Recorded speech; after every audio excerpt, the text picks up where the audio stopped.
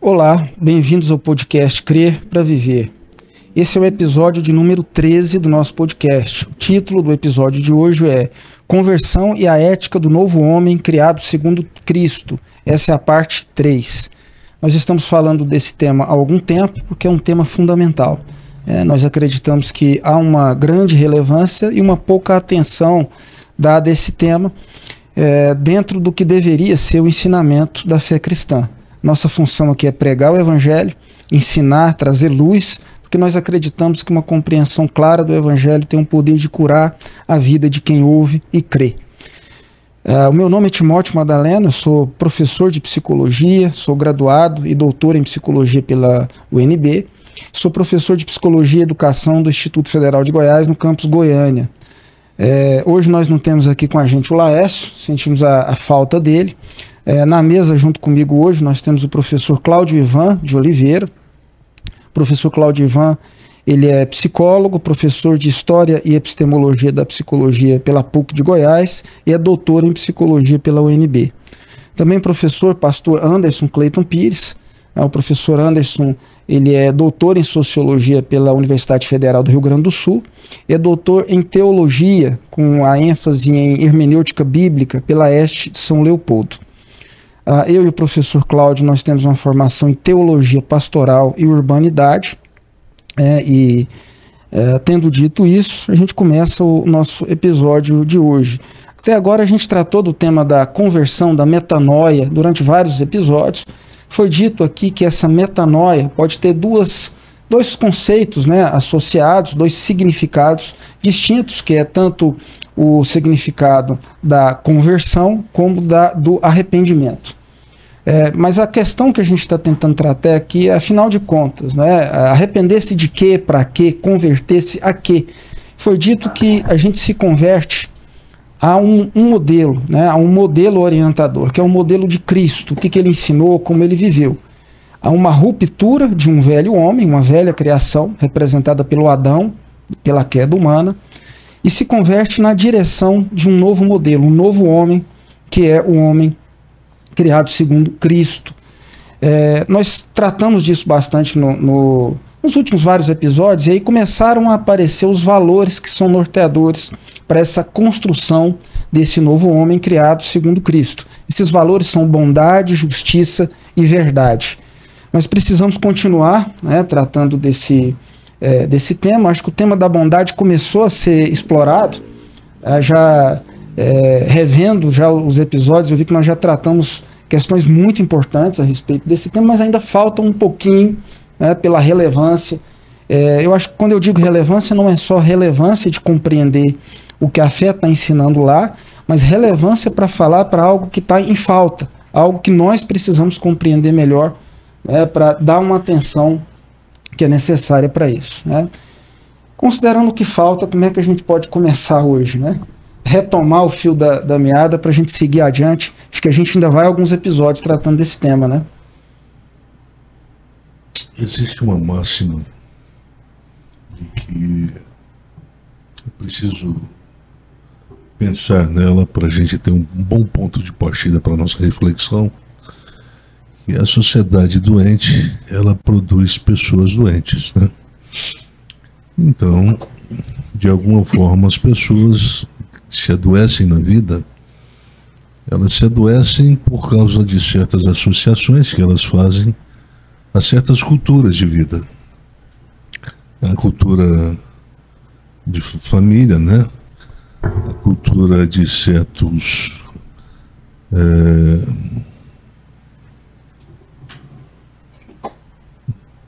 elos que vêm desde a política, da ideologia até a própria religião. Diga-se de passagem que todas esses sistemas de pertença que o indivíduo pode estabelecer uma relação na sua própria contingência tem potencial tanto calonoético quanto patonoético, tem o potencial de adoecer e também de fazer curar. A gente sabe que o problema da saúde e doença, o binômio saúde e doença, ele foi bastante explorado por Paulo. É um binômio que faz parte da nossa forma cotidiana de expressar a nossa fé. Afinal de contas, crer para viver significa o quê? A expressão crer para viver significa que a fé é a base da nossa percepção da realidade.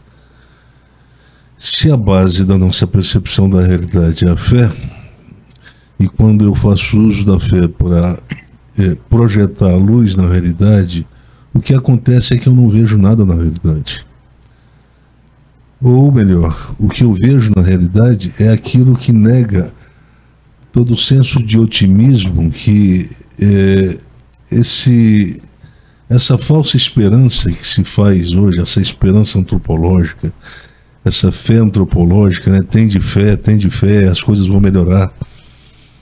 A verdade é que a fé, do ponto de vista da fé cristã, cuidado aí com o uso do pleonasmo, né? Mas é isso aí, a fé, do ponto de vista da fé cristã, é a projeção de uma luz para a realidade, por meio do qual as imagens da realidade não correspondem a esse otimismo preconizado por essa esperança, otimismo da esperança antropológica, né? Então, na realidade, o que eu vejo são coisas que contrariam a expectativa de uma fé que sobrevive sem essas imagens otimistas projetadas pela própria fé antropológica. Então, não depender delas significa viver pela fé. Mas uma outra coisa que complica mais ainda viver pela fé é que, quando eu projeto o holofote da fé para a realidade, eu vejo a ausência de Deus. Porque se Deus estivesse presente na realidade, não seria a fé que seria o holofote a ser projetado na realidade. Então eu vejo com dois problemas. Eu me vejo perturbado pela presença de certas aflições, ao perceber que as imagens da realidade são imagens que agridem diretamente a minha percepção empírica da realidade.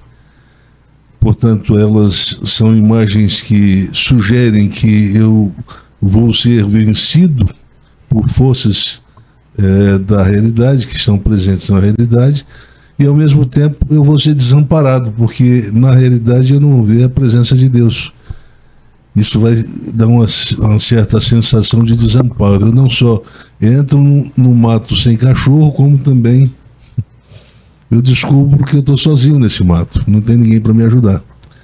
Então, viver pela fé, o justo viverá pela fé, crer para viver, é um tema bastante sugestivo para os dias de hoje, porque houve uma reviravolta do ponto de vista da chamada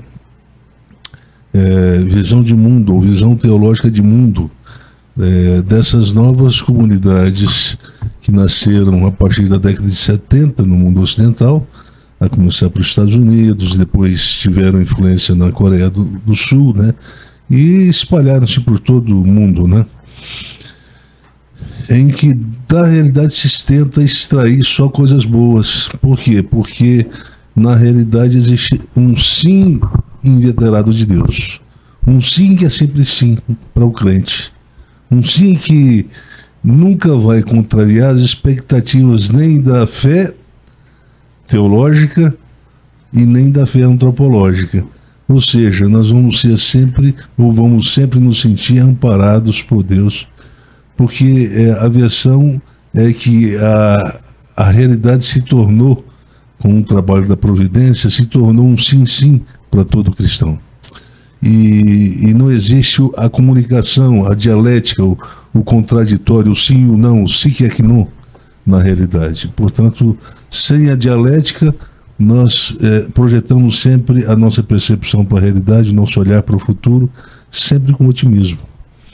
Eu só fiquei com um conceito aqui de fé antropológica. Seria uma fé condicionada por fatores que eu desejo que sejam modificados na minha vida presente aqui. Fé antropológica é o que todo cidadão do mundo tem, né? A gente acredita que no futuro as coisas complicadas do presente vão melhorar. Isso é a fé antropológica. Tudo que me incomoda vai ser resolvido. Tudo vai ser resolvido. Então a gente projeta sempre para o depois. Resolvido de acordo com a minha expectativa, né? De acordo com a expectativa otimista de cada um. Né? Essa é a fé antropológica. Então, nesse modelo de fé que eu estou entendendo que está se referindo a uma fé de confissão positiva, quando eu não recebo o sim, que não atende a essa expectativa, eu tenho uma desconfiança, ou de que tem alguma coisa errada comigo, que por causa disso Deus não me atende, ou alguma coisa mais complicada com isso, do lado de lá, do lado de Deus. Com Deus. Né? Porque ou ele não tem um poder para intervir e modificar a realidade, ou eu não atendia aos critérios para ser atendido na minha oração. Pode ser também, pode ser isso. Mas ainda tem um terceiro, né? Ou ele não tem poder, ou ele está, como pensava o Einstein, né? Ele está em relação de desprezo com a própria criação. A alma cósmica do Einstein é uma afirmação de a existência de um Deus que existe, mas não participa da vida do mundo. Não participa do sofrimento. Portanto, Deus distante. É um Deus que se mantém relativamente neutro e indiferente ao sofrimento humano. Então são essas três possibilidades, né? E diante dessas três possibilidades entra, portanto, há espaço para a nossa liberdade. Uma liberdade que, como nós já falamos, é uma liberdade que se adoeceu, é uma liberdade que se tornou hemorrágica, é uma liberdade que se tornou ambivalente, é uma liberdade que se instrumentalizou de um critério hedônico para avaliação das possibilidades das escolhas que se faz no mundo, que o eu faz no mundo, que a consciência do eu faz no mundo. Portanto, é uma liberdade que caminha claudicante na vida, né? Bem, a liberdade é um conceito difícil de analisar cientificamente, né? Existe uma dificuldade imensa para a gente captar a semântica da liberdade do ponto de vista de uma análise científica. No entanto, a gente tem a noção, não sei se é poética ou filosófica, né? Da liberdade que nos é trazido também pelas Escrituras, pelas Sagradas Escrituras, pelo Antigo e Novo Testamento, muito mais no Antigo Testamento, né? Existe uma expressão muito interessante que o escritor, quem escreveu o livro de Jó, né, diz, olha, quero trazer a esperança, melhor dizendo, a memória, a esperança para a árvore, né? Porque mesmo cortada, né? Então, eu me lembro que uma vez eu preguei aquilo ali, mas eu quis fazer uma análise de provocação, dizendo que o autor de Jó tinha mais esperança de uma restauração da criação, uma renovação da criação, do que do próprio homem, ou da vida humana. Porque para ele, a vida da criação ela pode se renovar naturalmente. Ela cortada, ela pode se renovar, pode dar planta, pode dar uma folhinha, ele nasce, pode nascer uma nova árvore. Agora a vida humana não. Uma vez que ela sai de cena, ela vai para Deus, ela se silencia. O mundo dos mortos é o mundo do silêncio, né? Então nós temos, essa é a compreensão mais veterotestamentária, né, do mundo dos mortos, né? Então, para quem já leu a antropologia do Antigo Testamento, vai descobrir que não existe otimismo para se pensar na vida humana depois da morte, né? É o silêncio. Esse silêncio é quebrado na parábola, né, do Lázaro e do rico, né? Porque ali o Lázaro está descansando os seios de Abraão, mas o rico se atreve a conversar, a se pronunciar. Então não há um silêncio, como se pensava e como se preconizou a antropologia do Antigo Testamento.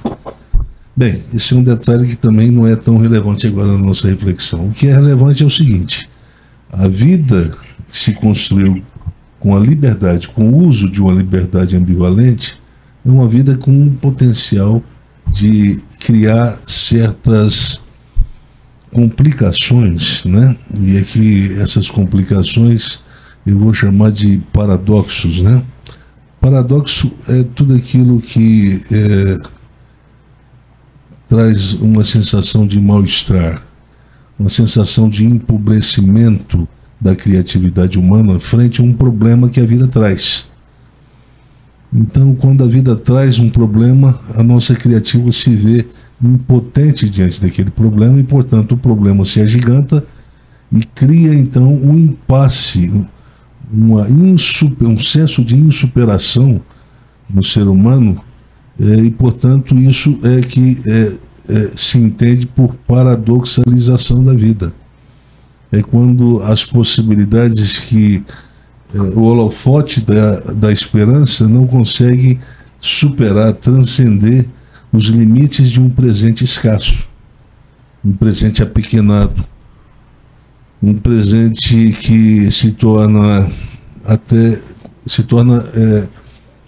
difícil de ser objeto de otimismo, né? Mesmo para a fé antropológica, porque ele se torna habitação da negatividade, né? E o conceito aqui de negatividade é um conceito associado com o da paradoxalização.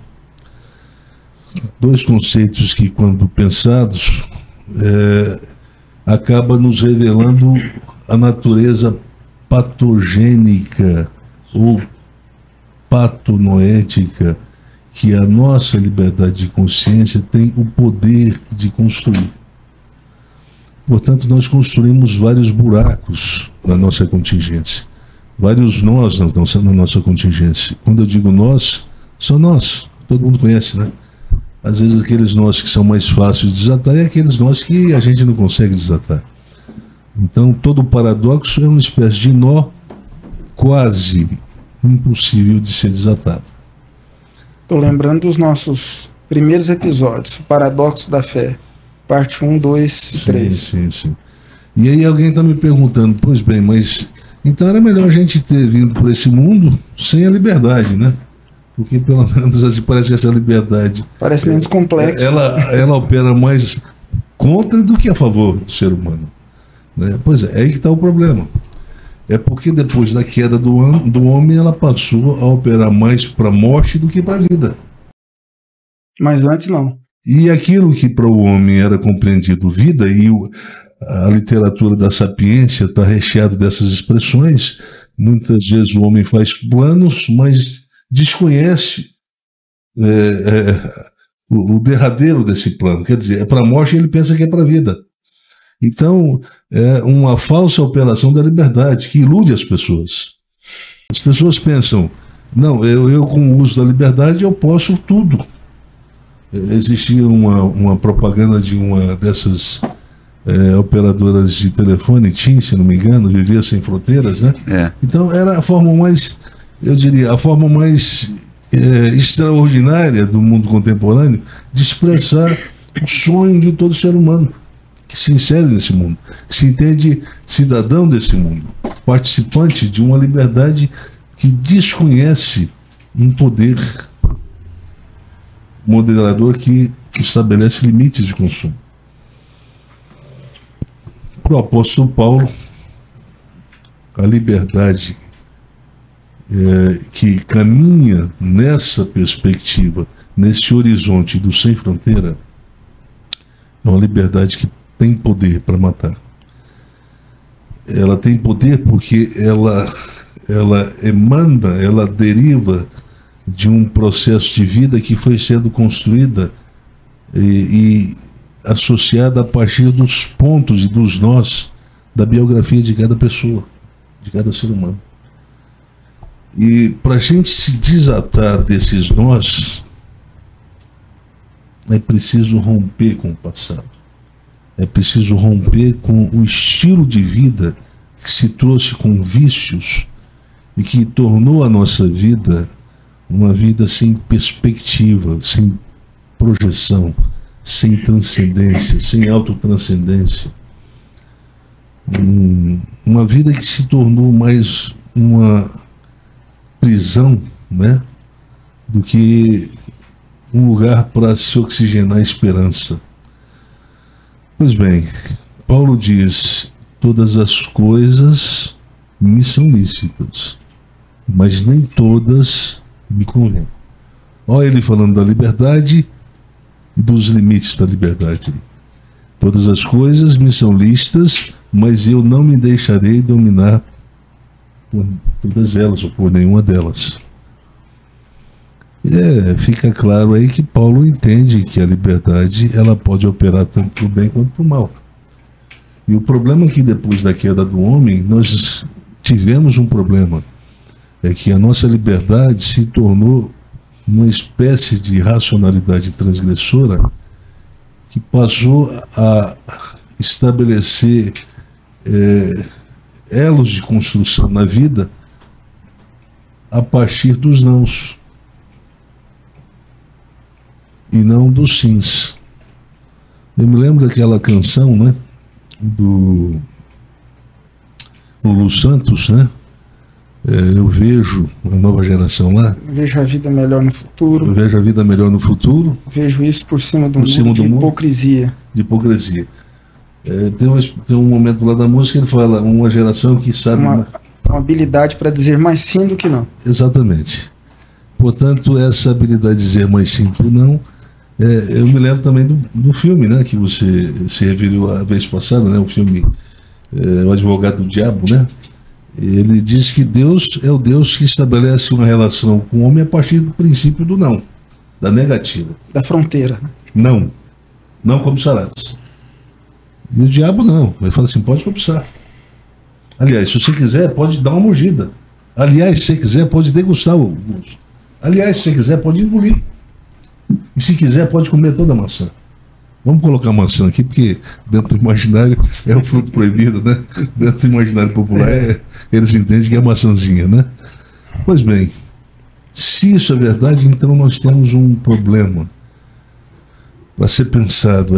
É que nós precisamos pensar sobre o que nós fizemos com a nossa liberdade até o momento em que o choque da metanoia irrompeu-se como um fato a partir do qual a gente tem que estabelecer um corte entre o antes e o depois. O que eu fiz até agora e o que eu preciso fazer, ou para continuar sendo o que eu sou, ou para mudar radicalmente a minha forma de viver. Aqui que a gente tem uma conexão entre o tema que começou sendo explorado, o tema da liberdade, e o tema da conversão. A conversão. A gente explorou bastante o tema da conversão, mas eu não acredito que vocês não tenham pensado que nenhuma conversão genuinamente cristã, possa se dar sem que haja, primeiramente, um ponto de ruptura com a contingência do indivíduo. O passado, a vida pregressa, o que foi feito com o uso da liberdade até aqui? Sem uma desconstrução, uma renúncia conscienciosa, deliberada, bem pensada, bem refletida, bem ponderada, com esse passado que produziu doenças em vários, eu diria, habitats da minha própria existência, na família, no casamento, na relação com os amigos, na vida com a igreja, na vida social com a igreja, na vida social, na profissão, no trabalho. Quer dizer, em todos esses pontos, esses habitats, esses espaços de transição e de comunicação do eu com tu, se tornaram doentes. E produziram uma espécie de travamento, de paradoxalidade. Eu não consigo...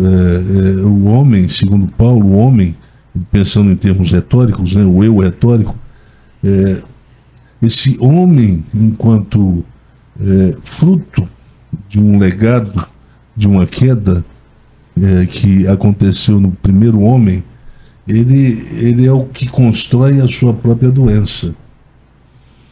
E a doença é de natureza moral. Portanto, o Antigo Testamento, mas sobretudo o Novo, vai chamar essa condição de doença moral, vai chamar de pecabilidade. Essa é a condição que nós chegamos. Pecabilidade. Então, o que nos trouxe até aqui? Foi o fluxo contínuo do uso de uma liberdade ambivalente que opera sempre mais para o sim, para o prazer, para o bom, para a gratificação imediata, do que o contrário. Não é de admirar que Jesus faz exatamente o oposto quando chega a determinadas pessoas, sobretudo naquele momento que ele chega ao seu encontro com o jovem rico, né? Então, ele sugere que ali teria que haver uma ruptura, né? E lá no início da caminhada dele com os discípulos, né, ele diz: olha, quem quiser me seguir tem que negar a si mesmo. Essa negação tem a ver com saber administrar essa relação entre demanda e consumo do ponto de vista da criação de uma liberdade que quer papar tudo. Quer construir as pontes na vida só com o sim, sim, e nunca com o não. Todas as coisas me são listas, mas nem todas me convêm. Então, para quem é sábio, para quem está me ouvindo, sabe que a nossa geração, a geração dos cinquentões, dos sessentões, tiveram e estão tendo problema hoje. Problema no mundo, problema na sociedade, problema de várias ordens, porque a coxa de retalho que foi construída e que representa a nossa história de vida é marcada muito mais pelas experiências traumáticas, né? Experiências que produziram memórias que tiveram um potencial patogênico de silenciar a nossa alma, de paralisar os nossos movimentos, portanto, paralisar os movimentos da nossa consciência, para que eles não pudessem perceber, enxergar a dimensão transcendente que há para aqueles que têm fé, né? Para aqueles que creem. Afinal, quem crê, diz o apóstolo Paulo, quem crê tem a vida eterna. O que isso não é o apóstolo Paulo? Na verdade, é o evangelista João que fala isso, né? Mas o apóstolo Paulo trabalha nessa perspectiva também. O fato é que nós precisamos tomar consciência de que com essa construção da vida e de um estilo de vida baseado nessa perspectiva de um uso desenfreado, de uma liberdade hemorrágica, né, adoecida, produziu um nó ou vários nós no passado que chegou a um hipernó no presente. Um hipernó que paralisou o nosso movimento. Por quê? Porque esse hipernó veio associado com a experiência de um patos. E esse patos é um patos que paralisa, é um patos com um impacto tão grande na nossa subjetividade que a gente perdeu a experiência, a possibilidade de projetar o futuro depois do presente, né? Portanto, a dor, ela paralisa no sentido de que ela não nos permite enxergar com otimismo a realidade depois de agora, né? É assim que é trabalhado na perspectiva do apóstolo Paulo.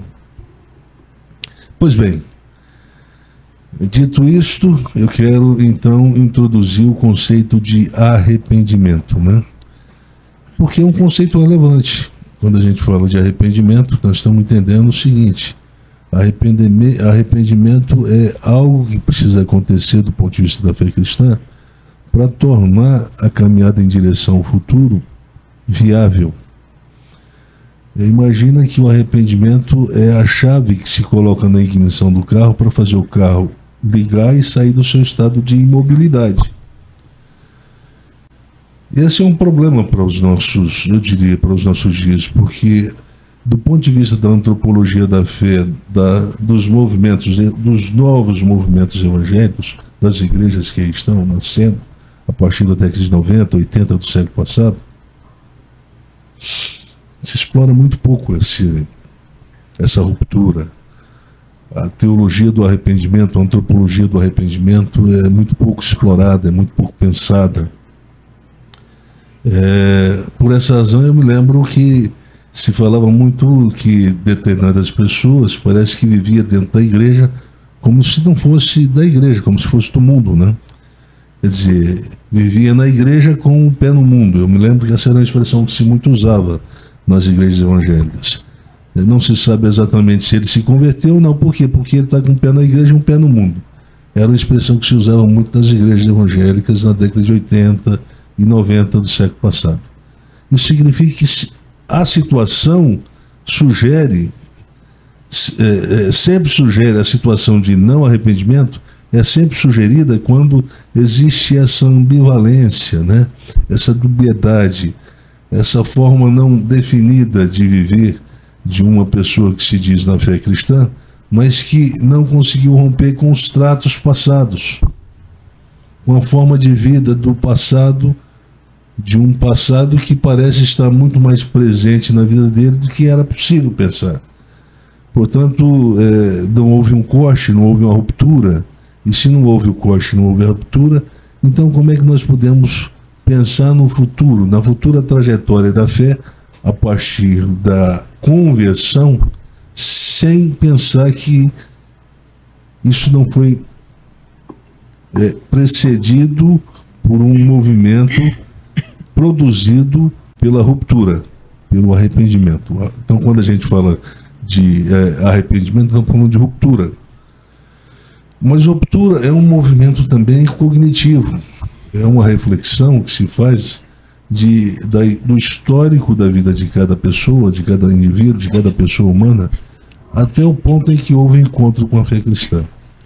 Então, o apóstolo Paulo usa, eu lembro que a gente leu isso aqui semana passada, né, nos posts, alguns episódios anteriores, né? Nisso o Senhor digo e no Senhor testifico que não mais andeis como também andam os gentios, na vaidade dos seus próprios pensamentos, obscurecidos de entendimentos, alheios à vida de Deus por causa da ignorância que vive. Ele está falando que isso tudo aqui pertence ao homem fora de Cristo, ao homem que antecede, que pertence a esse agregado de valores que estão presentes no estilo de vida que nasce com a cultura, né? Que nasce ou que, de certa forma, se torna dominado pela cultura da pecabilidade que não tem como estar dissociada com a queda antropológica, né? Então a queda antropológica produz um estilo de vida que passa a ser normativo do ponto de vista da psicologia humana, do uso de uma liberdade ambivalente, de uso de uma liberdade que não tem fronteira para obedecer, fronteira moral. Portanto, liberdade em descontrole. Sim, liberdade em descontrole. Portanto, quando Agostinho está pensando, Paulo está interpretando Paulo, e ele está tentando dar uma definição mais concreta para o problema do mal, ele está pensando na versão não metafísica do mal. Ele está pensando na versão prática do mal. O que é a versão prática do mal? São as escolhas que passam a compor a trajetória humana, que diz respeito à moralidade. Diz respeito à moralidade. Então, o que é o mal? O mal é um fenômeno de natureza moral. A gente poderia melhorar essa compreensão do Agostinho. Sim, poderíamos melhorar, e nós vamos tentar melhorar. O fato é que quando a gente concebe a liberdade, o mal como um problema da moralidade, ou um mal como um problema moral, então a gente tem que entender que, de fato, o conceito de pecabilidade é um conceito que agrega em si muito mais uma condição de patologicidade intrínseca da consciência do ego na sua forma de existir no mundo. Eu não sei se ficou difícil de compreender, mas se vocês voltarem depois esse vídeo várias vezes, vocês vão entender. Explica um pouquinho essa última frase. Então, a nossa existência se torna uma existência possível, uma existência adoecida. Não tem como a gente admitir que não tem como a gente não admitir que a gente vive doente.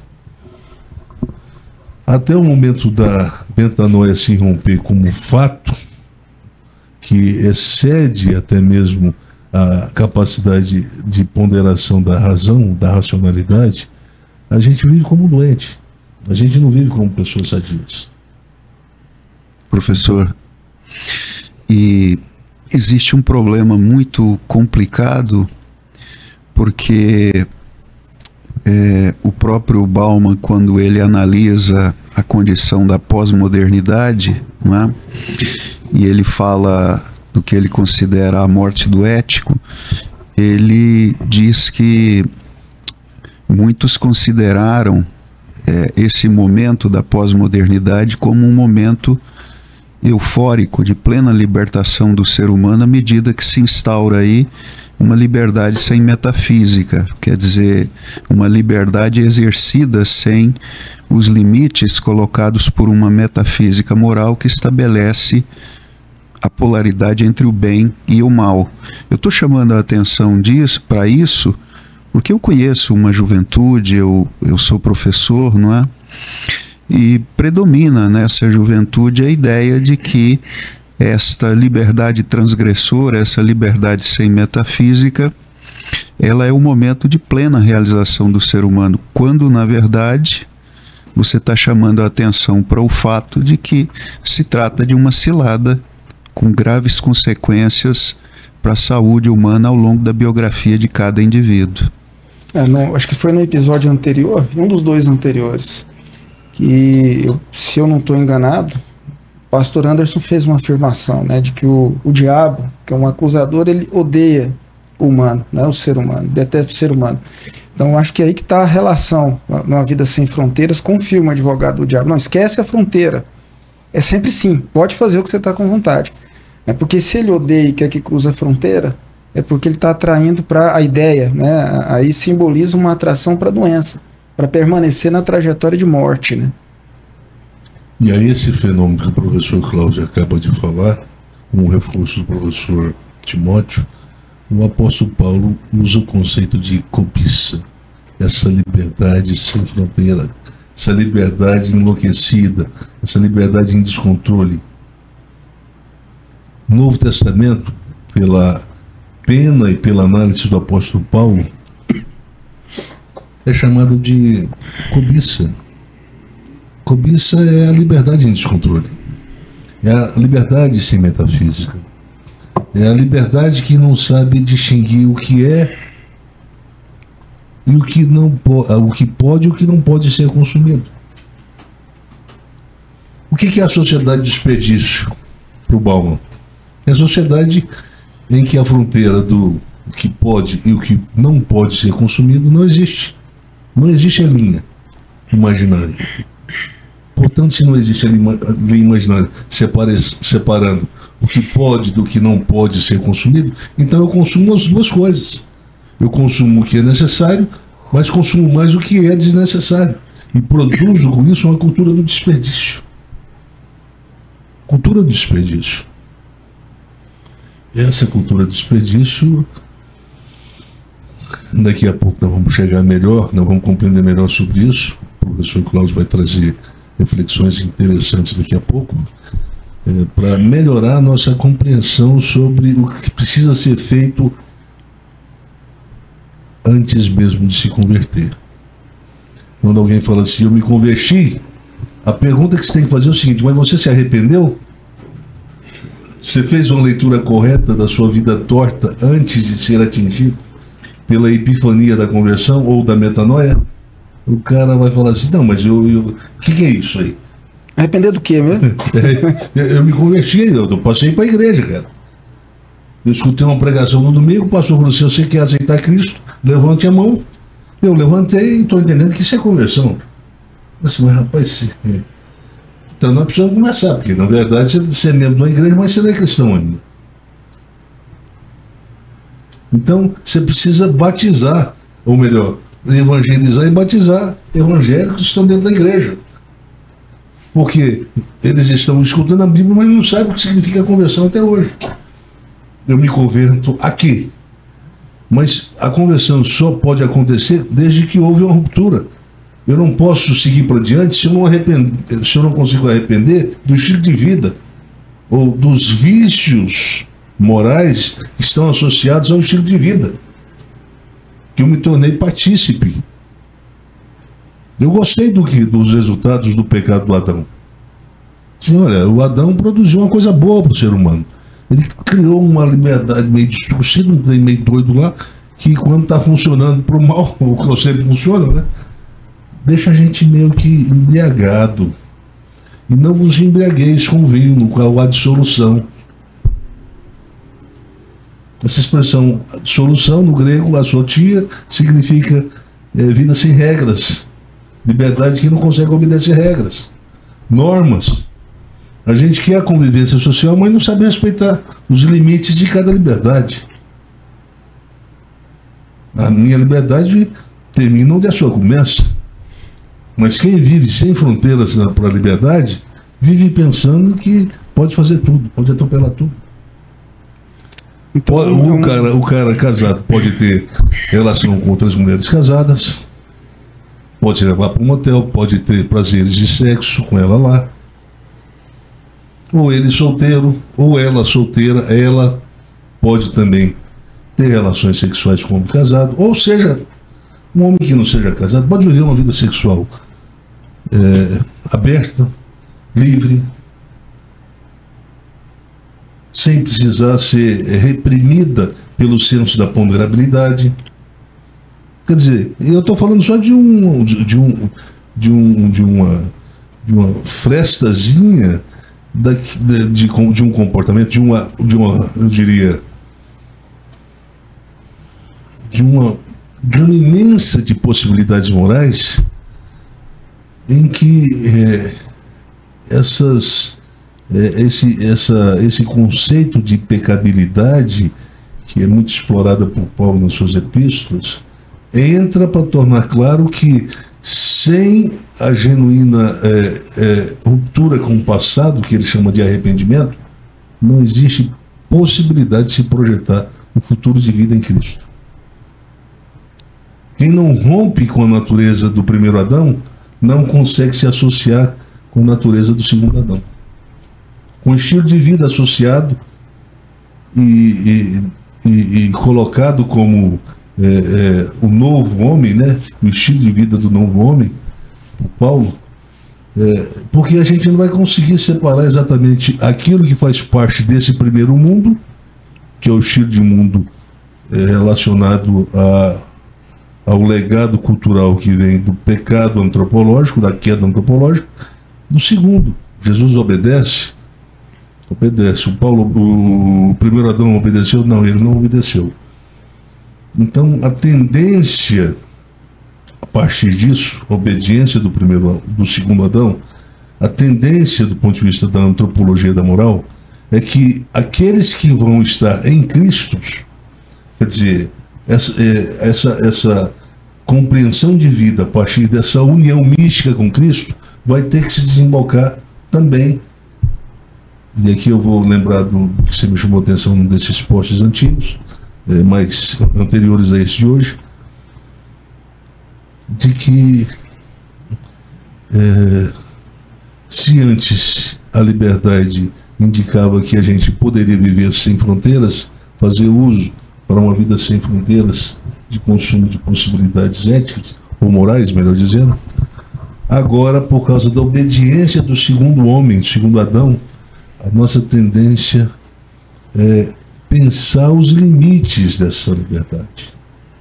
Porque foi para a liberdade que Cristo nos libertou. No entanto, Paulo diz, veja bem, a definição que eu vou dar para essa liberdade. Todas as coisas me são lícitas, mas nem todas me convêm. Todas as coisas me são lícitas, pode sinalizar a ideia de que, olha, você não está sendo chamado a se submeter cegamente a uma lei. Você está sendo chamado a usar a ponderação para fazer a escolha correta. O bom senso, que você usou a expressão na última... Sim, o bom senso, a ponderação. Ponderabilidade, eu lembro que é um conceito que eu usava muito alguns anos atrás, quando a gente fazia eventos de discipulado, né? Eu usava muito o conceito de ponderabilidade. O que é a ponderabilidade em termos de definição? É a capacidade de enxergar os nãos como possibilidade de cada sim que se faz na vida, de cada sim que se admite para a vida. Então tem limites para cada... Limites, olha, até aqui você pode chegar, mas daqui para frente já é um problema. Então no diálogo do diabão lá no filme, Deus diz, olha, coma mais. Então existe sempre um não dando limite para um sim. Uhum. E, portanto, o Lulu Santos estava enganado. Essa geração que sabe dizer mais sim do que não, está se dizendo sempre o sim, sim. Ele está enganado no sentido de que a música diz que ele vê a vida melhor no futuro. É porque ele não vê, aí que está a questão, né? Viver em Cristo significa ter uma disposição maior para a ponderabilidade. Quem participa da vida de Cristo anda com mais atenção moral na vida. De vez em quando eu converso com o professor Cláudio e ele fala assim, vamos fazer isso? Eu falo assim, é melhor não, porque de repente a aplicação é essa. A gente ia fazer visita para uma pessoa e eu falei assim, é melhor a gente não fazer isso porque vai acontecer isso aqui. Então eu estou a partir de uma disposição de ir fazer uma visita, eu estou vislumbrando possíveis consequências não boas, negativas, melhor dizendo, dessa minha ida, dessa minha visita. Então, é sempre assim, o não dando choque de sobriedade no sim. O não dando choque de sobriedade no sim. Cuidado. Antes de abrir a porta, pensa no que vai... Para onde vai? Pondera a vereda dos seus pés. Vede prudente como vocês... Olha lá, olha as escolhas. Cuidado. Entrou para a porta dentro? Cuidado. Essa mudança, essa ruptura, esse arrependimento, portanto, ele é muito mais do que uma mudança... Porque eu vi muito, porque eu cresci numa igreja, né? Então eu não vivi essa experiência eu mesmo de falar, olha, essa pessoa entrou para a igreja. Então eu cresci, eu nasci ali. Então eu vi muita gente que mudava uma série de costumes, né? Uma série, em certo sentido, a gente olhava e falava, essa pessoa fez uma mudança positiva. Ela mudou hábitos que eram inadequados, ela deixou de tratar algumas pessoas de certa forma. Só que com o tempo a gente percebe que isso é sempre um catálogo de coisas que às vezes arranham essa realidade, mas o que você está falando é uma coisa muito mais profunda. É uma mudança na disposição, uma mudança uma coisa que era impossível, que se torna possível em Cristo, que é usar a liberdade para a vida, para fazer escolhas que levam para a vida e não para a morte. Isso vai muito além de pequenos costumes do cotidiano, sim. E às vezes até vai além de algumas formas de interagir com as pessoas que você muda, né? A partir daquilo que você aprende ali naquele cotidiano religioso. Né? Bem, para quem está nos acompanhando aqui, sabe de uma questão que se levantou no podcast passado, é que se a lei é boa, né? E a resposta que eu dei foi sim, a lei é boa. Obviamente que quando eu dei essa resposta, eu estava entendendo que eu estava sendo entendido. Houve um pleonasmo aqui, né? estava sendo compreendido que eu não estava fazendo uma defesa e uma apologia da própria lei, considerando que, para o cristão, a lei não é uma, eu diria, uma bússola moral que cria o senso de submissão. Eu diria, é uma submissão não que seja irracional, mas uma submissão que não tem o direito de questionar o significado daquilo que é solicitado pela própria lei. Portanto, não cobiçarás. Por que eu não posso cobiçar? Não se pergunta a razão por que não se pode cobiçar. Simplesmente não se cobiça. Então, eu obedeço um padrão imposto sem entender o significado daquele padrão. Por que ele foi imposto? Qual é o sentido? Mas o judeu, todo judeu entende que a lei é boa. E a resposta foi nesse sentido. Sim. Eu espero que não seja mal compreendido. A lei é boa para o judeu, não para o cristão. Ali, quando você fala para o judeu, veja se eu estou compreendendo corretamente. Tem um marco histórico aí, antes de Cristo. Para a vida antes de Cristo. Um marco histórico, não. É também nesse sentido antes de Cristo, mas o Paulo ali está querendo dizer, fazer uma diferença, porque havia movimentos dentro da igreja que tentavam provocar uma simbiose. Uhum. Portanto, existe possibilidade da gente conjugar dois mundos. O mundo da lei com o mundo da graça. Como, inclusive, hoje ainda se faz. Para você ver, existe uma certa igreja aí, não sei se ela é considerada evangélica ou não, mas ela frisa muito a questão do sábado. Para ela, o sábado, o sábado é talvez o mandamento mais importante, né? O sábado, o decálogo, né? Por que eu estou dizendo isso? Porque, via de regra, a gente está ouvindo histórias de pastores que pregam o tempo todo a importância de se guardar o sábado, mas que não conseguiu frear a voracidade da cobiça e acabou tendo casos de relação sexual extraconjugal. A gente poderia perguntar assim: o senhor já deixou de guardar algum sábado ao longo desses 20 anos de vida na igreja tal?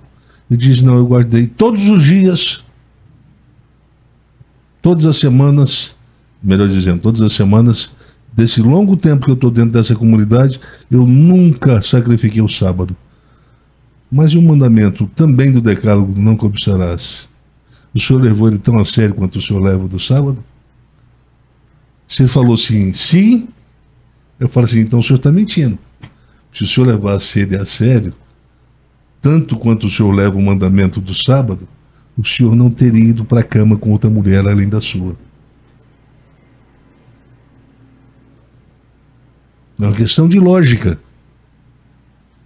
Vamos estudar lógica.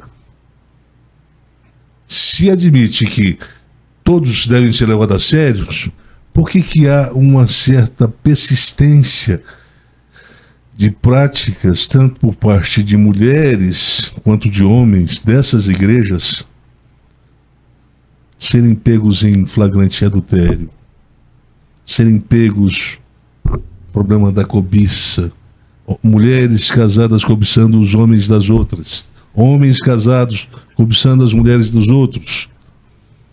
Mas vem cá, vocês levam os outros mandamentos do decálogo a sério mesmo? Levam. Tanto quanto o sábado? Vocês nunca perderam um sábado desses 20 anos, né? E quantas vezes vocês foram para a cama? Quantas vezes o mandamento não adulterarás e não cobiçarás foi levado a sério ao longo desses 20 anos? Tem alguma coisa de errado nisso aí? Isso significa que a lei não opera. Ela constrange, você não pode fazer a pergunta da natureza, por quê? Do mandamento. E o Paulo não trabalha nessa perspectiva. Diz, ó, eu sei o que adoeceu. E o que a lei tentou curar, mas não conseguiu. É a liberdade. Aí o Paulo diz, sabe qual é o problema? Você tem que estabelecer limite para cada sim. da sua liberdade. Então ele diz o seguinte: vocês querem beber vinho quando vocês forem convidados por uma mulher?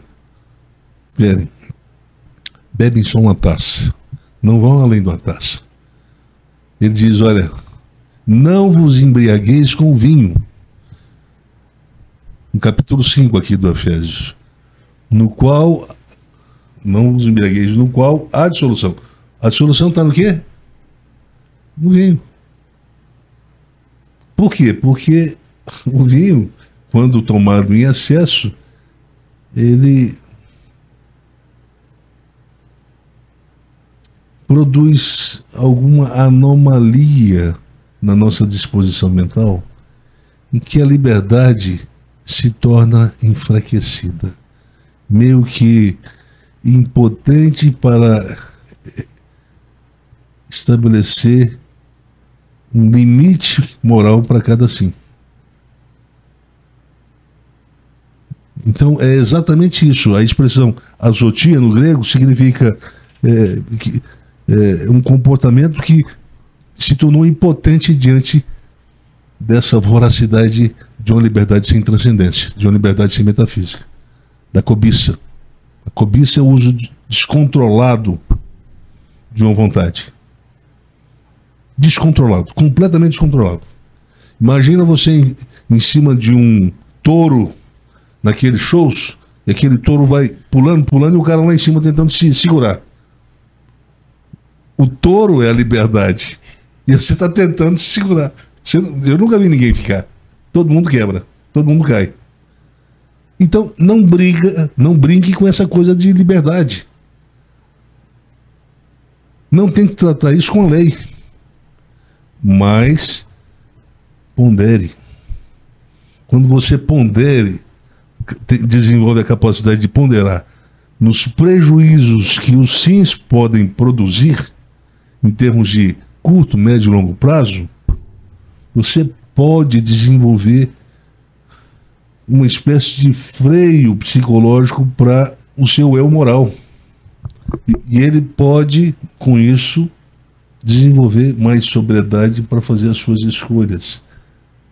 Então Paulo diz: todas as coisas me são lícitas, mas nem todas as coisas me convêm. Essa é a sobriedade do eu moral para Paulo. Ou seja, ele não diz exatamente nada sobre o que eu posso ou não posso consumir. Mas ele fala assim, olha, vocês vão ter que desenvolver uma sensibilidade. Sensibilidade psicológica para saber para onde indica as consequências dessa sugestão que está presente nesse convite, em termos de curto prazo, em termos de médio prazo, em termos de longo prazo. O que significa? De pequeno prazo, de curto prazo, significa eu ter que viver o constrangimento de confessar a alguém o problema, o pecado que eu cometi, a transgressão que eu cometi. De longo prazo, pode ser os efeitos não calculados do uso de uma liberdade sem metafísica. Pode ser desde uma doença inesperada que pode acontecer, a pessoa pode pegar, por causa da experiência. Tem muita gente que está tendo... Antigamente se tinha medo, né? Quando se falava de sexo, né? Se tinha medo da AIDS. Hoje não, tem várias outras doenças associadas que você pode pegar. E como é que você vai explicar o surgimento dessas doenças? Mais do que isso, você pode transmitir.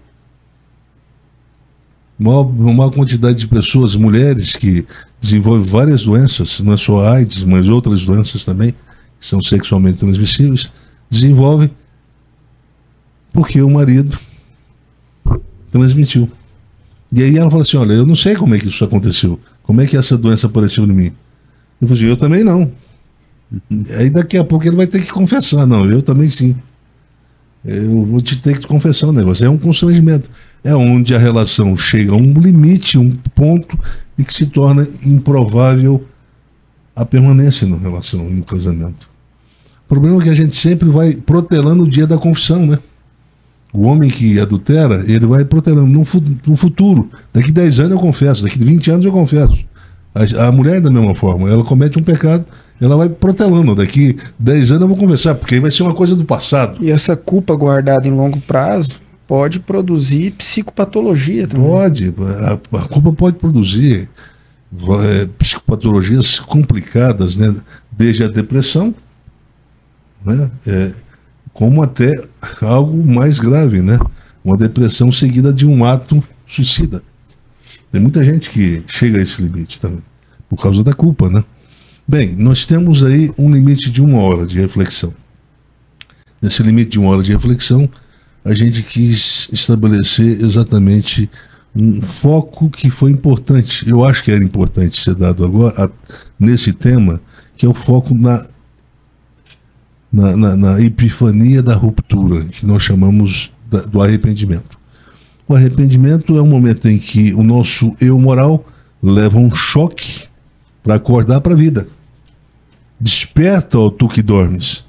Levanta e Cristo te iluminará. É um choque. E agora o Paulo vem e fala, depois que ele diz isso, né? Aí ele vem e fala assim, olha aqui, olha o que ele escreve. Interessante, né? Vamos ver aqui. Aguarda só um pouquinho aí. Alguém tem alguma pergunta que vai por essa direção? Acho que eu já achei aqui.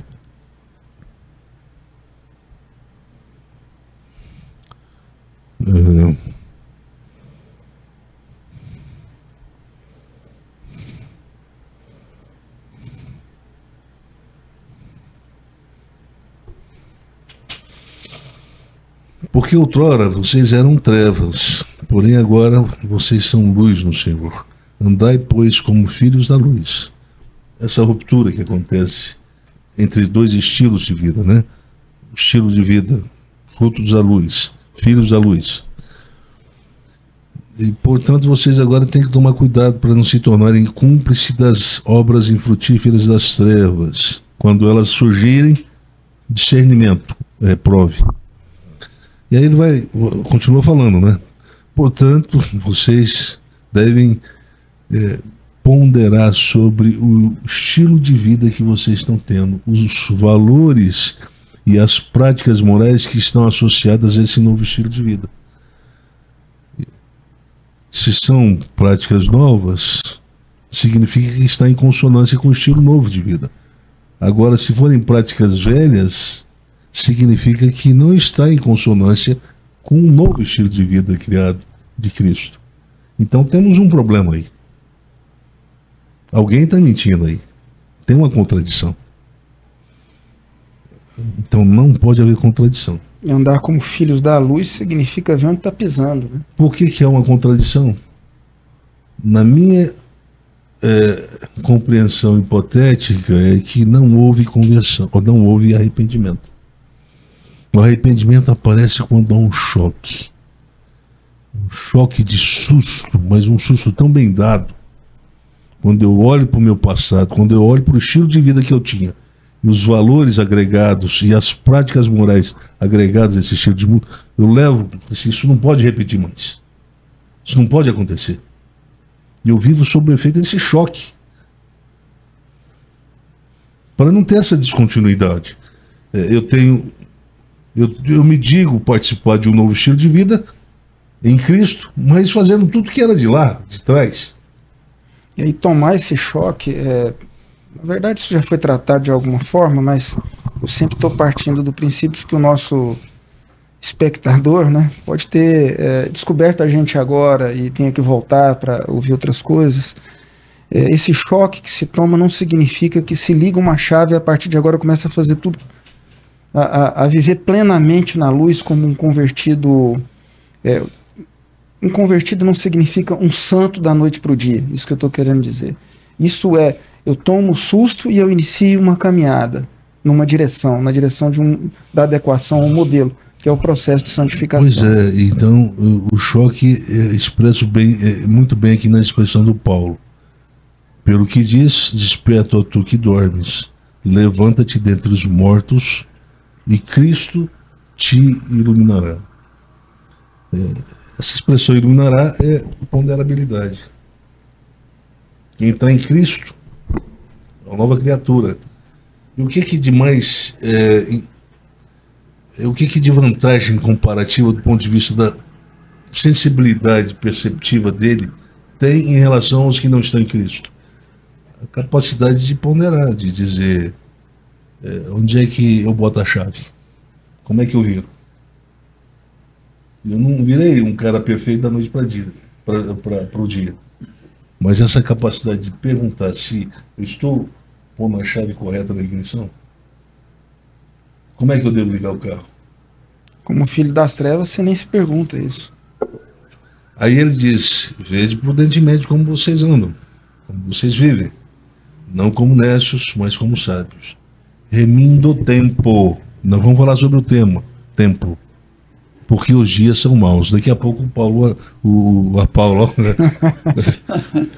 Privilégio, né? Privilégio. Daqui a pouco o professor Cláudio vai falar sobre a cultura da maldade, o tempo da maldade, né?